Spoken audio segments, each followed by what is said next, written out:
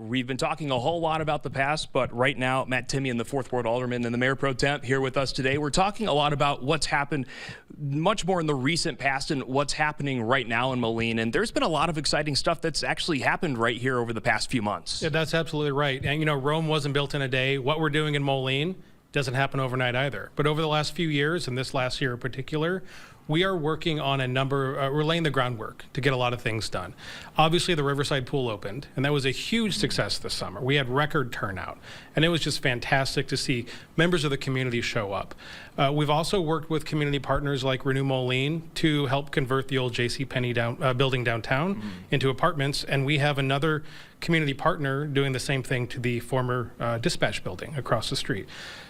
In 2020, the Urban Land Institute recognized we need 500 more units downtown, and we've aggressively been going after that goal.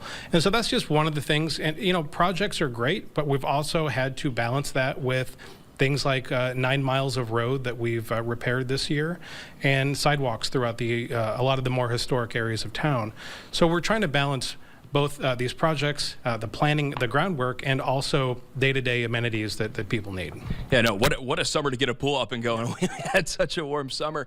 But you mentioned the time constraints to try to get all these housing units up. You guys also face another challenge. You guys are landlocked. You don't have all this space to grow out like a couple of the Quad cities do. How do you try to meet that challenge while also, trying to fulfill all these needs that this city has? Well, growth isn't always about spreading out. It is not always about increasing our footprint. A lot of times it is about recognizing the land that we have and maximizing its use. And so in this upcoming year, we do have our comprehensive plan where we're going to be revisiting how we use our land and how we plan. And that could be looking at maybe how we used to do things when Dear Wyman House was built.